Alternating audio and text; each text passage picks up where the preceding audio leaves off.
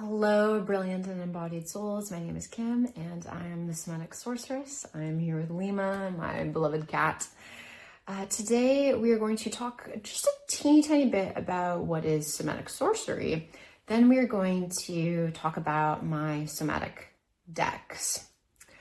For me, somatic sorcery is an idea and practice that I've been playing around with. I really pay a lot of attention to the mind-body-spirit connection and feel that engaging in certain types of practices and putting a certain amount of emphasis on the relationship between those aspects of self can be very enriching. And paying attention to them has helped me live a much more magical life. And I'm really looking forward to sharing a bit more about that on the channel. That is to come. Today's project is looking at some of the somatic decks that I have and how I use those decks in service of what I just shared. Let's get into them. There are two categories within the list, if you will, that I'm about to share. The first is very pragmatic, and then the second category is much more diving into the mind, body, spirit connection that I mentioned earlier. Without further ado, let's talk about the pragmatic decks. The first is the Hack Your Nervous System deck by Brianna Rose. This is a 60 card deck. It is color coded. The color correspondences do have significance in this deck. Some of the practices are for more mild cases of nervous system dysregulation than, from mild to moderate to maybe more severe. There's a whole variety of practices within this deck. You get a description of the practice. You get a little illustration.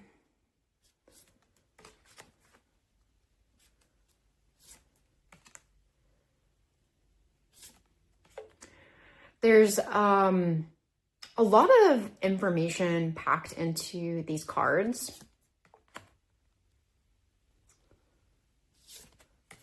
And you can kind of get a sense of the types of practices within this deck. They range from movement practices to sensing practices to breath. And maybe even beyond that, really. There's good stuff in this deck.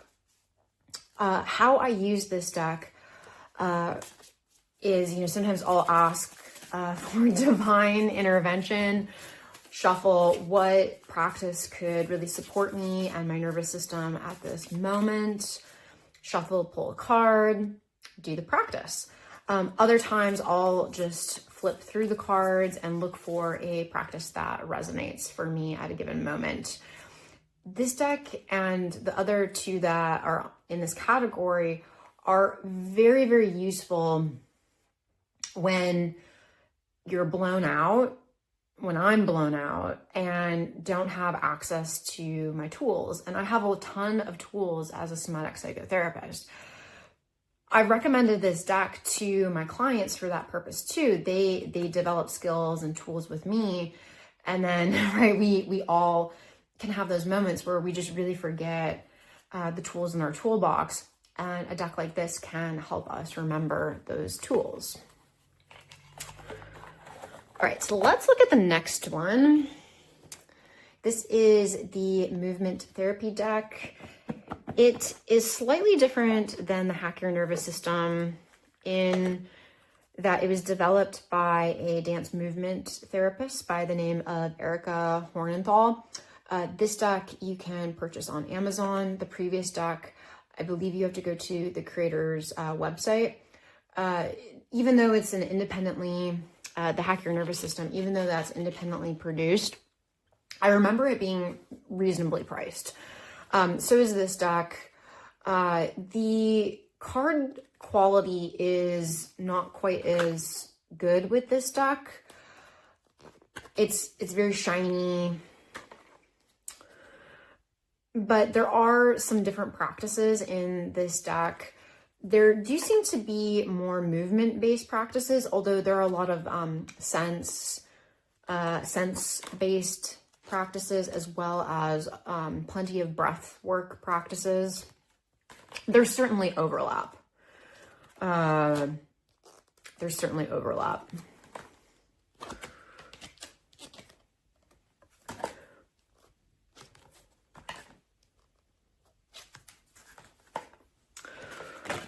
The way I work with this deck, similar to the first.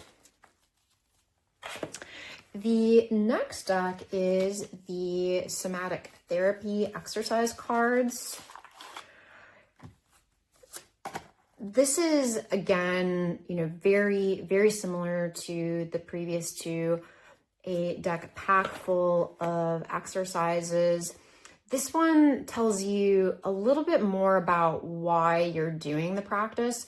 So you do get an image, you do get an explanation about what's beneficial about the practice, and then on the back you have the instructions.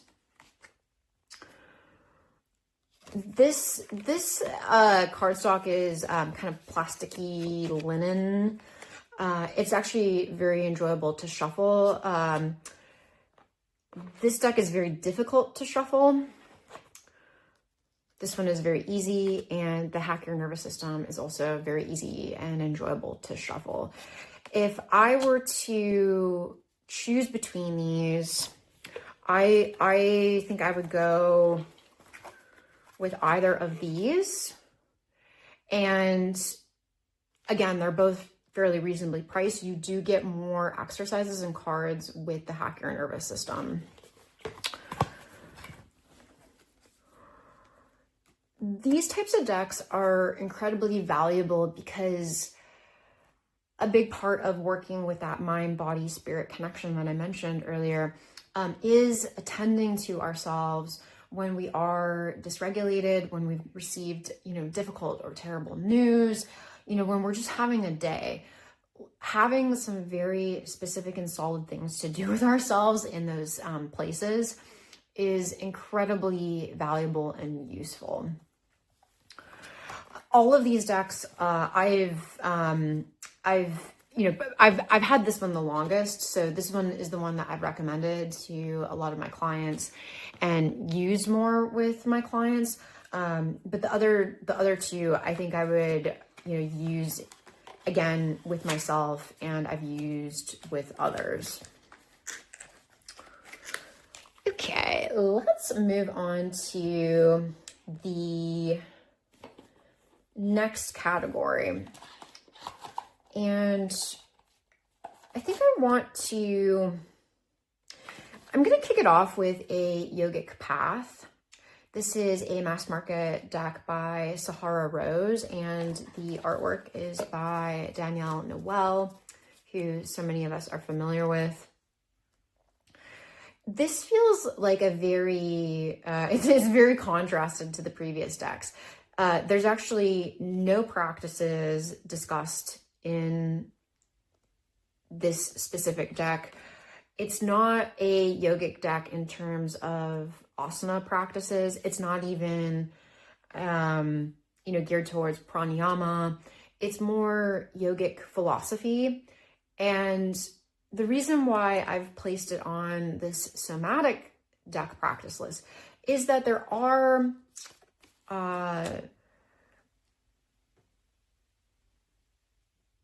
ties into the energy body and ways of understanding that spiritual body that is a big part of my somatic sorcery, if you will. Again, like that spirit, body, mind interplay. I got this deck to learn a little bit more about yogic philosophy. I have been practicing yoga since I was about maybe like 16, 17. and yet knew very little about where yoga comes from, much to my embarrassment to admit. So the last few years, I've really invested in learning more about that philosophy. And this deck was a lovely entry point into understanding that on a deeper level. What I've actually come to realize in some of that study with this deck and well beyond. So, just to be clear, this is a very beginner deck in some ways. It's sort of like flashcards for yogic philosophy, to learn the Sanskrit names for the chakras and such. So this deck kind of launched me, along with some other texts and whatnot, into learning a little bit more deeply about yoga philosophy. And in doing so, what I've realized is yogic philosophy has a particular aim and goal to some of the practices. And those aren't necessarily like my aim and goal as a somatic sorceress. I will share more about that at a later date.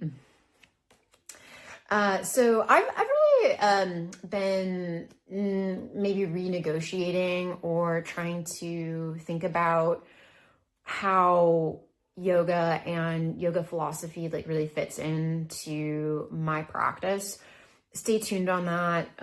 It's very much, it's complicated. It's complicated. But nevertheless, I wanted to share this deck. It is, beautifully produced and incredibly enjoyable. All right, let's turn to the Energy Archaeology deck by Ashley Stinson, illustrated by Kelly Finhan. This deck has been around for a little while, so you may have come across it. It is a system onto itself. My understanding is that Ashley really developed her own perspective in terms of the bones and the energy of specific bones and joints. The illustrations depict the movement and phenomenological quality of that energy of the various bones energy very, very well. This is a very successful deck in terms of starting to consider the energy of the body. I'm not sure if I see specific bones and organs holding concrete definitions of energy, which is where maybe I differ from, the author's point of view. Nevertheless, these cards are amazing gateways into me thinking about a particular area of my body, so for example, right scapula, even if I don't associate my right scapula with responsibility, which I don't think I do, or maybe it depends on the day, nevertheless, the keyword responsibility is a very helpful keyword. The descriptions in the guidebook are incredibly valuable. Let's take a look at that for a second, shall we? Here we have pride. You get a beautiful color illustration. You do get some properties, again, within the author's system. You get to know a little bit more about anatomy, which I really enjoy. Then you have the energy. You have wisdom, which is the maybe oracle-esque message. And you get some very thoughtful reflection questions. So for example, what does pride feel like in my body? Ooh, that's a juicy question. I love it. Where does it land? Does it come into me or feel a part of me, or is it beyond me? You can see the guidebook is very rich, very deep. This deck feels like a friend who has studied Ayurveda, maybe kinesiology, maybe is a former body worker or still is a body worker, and has a soulful relationship with their body and other people's bodies, which allows for great healing in their presence. I've used this deck to focus in on specific areas of my body when I've read for others or done collective readings, or a collective reading to help with my other channel. I have a practice channel where I share some of the somatic practices and different embodied ways of alchemizing various energies and emotions. The link is in the description below if you want to go check that out. But when I'm planning content for that channel, I'll use this deck to support that process. And then in reading for others or myself, I'll often use this deck to actually kick off the reading. Depending on my question or who I'm reading for their question, this deck can make a lot of sense to work with, because certain questions and challenges that we face have their roots in the somatic, subconscious level of our being. I feel like this deck does get into that, not necessarily like the specific bone, but again, a theme.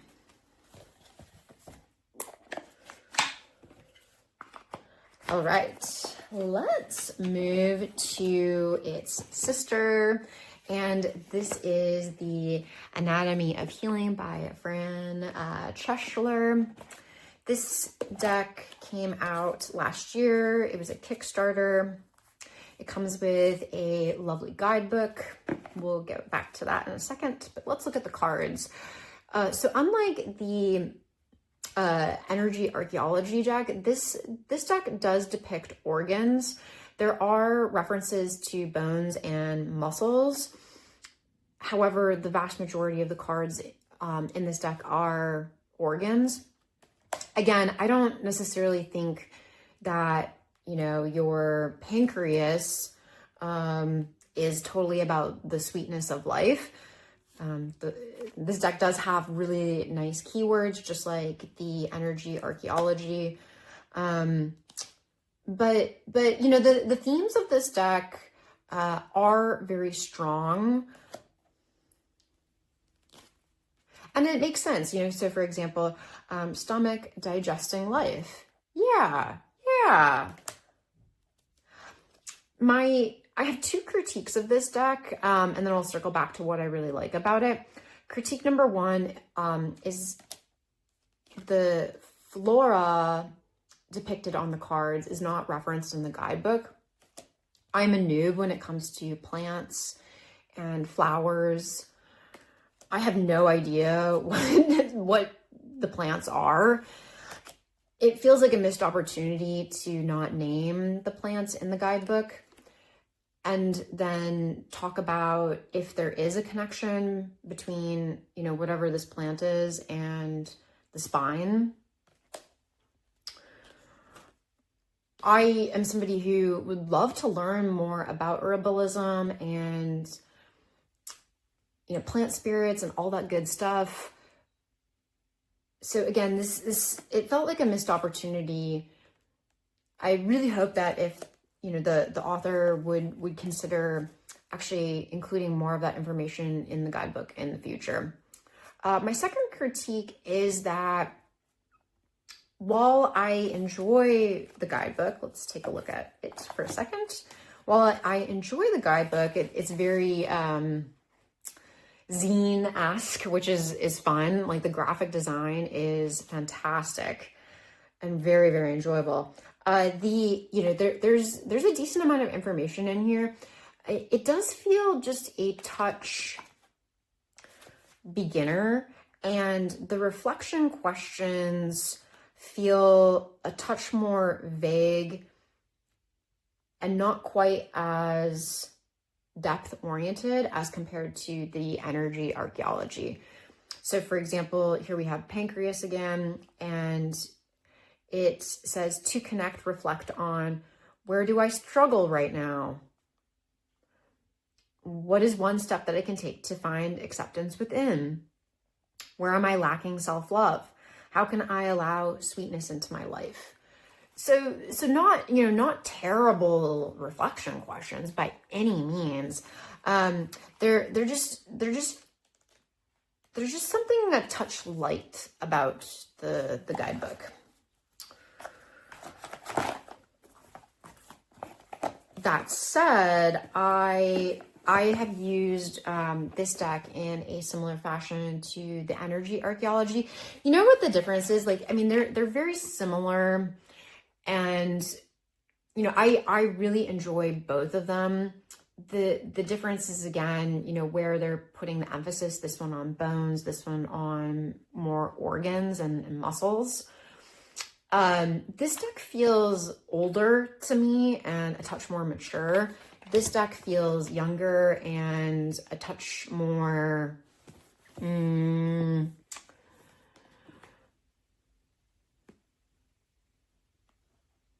like fresh and excited. Both of them, again, are very, very enjoyable. And sometimes it actually does come down to the art. The art in this one goes really, really well with a lot of decks. Super versatile. This one actually a little less so.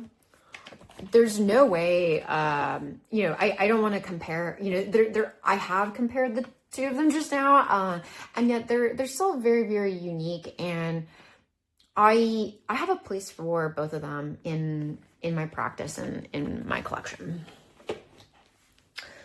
Okay, we are on to the last deck, and that is the Ancient Ritual Postures by Belinda Gore. A very unique deck and a very unique point of view on somatics. A big reason why I got the deck is not so much for the art, not so much for even its possible divinatory potential. I got this deck because it's geared towards shamanic style journey work. I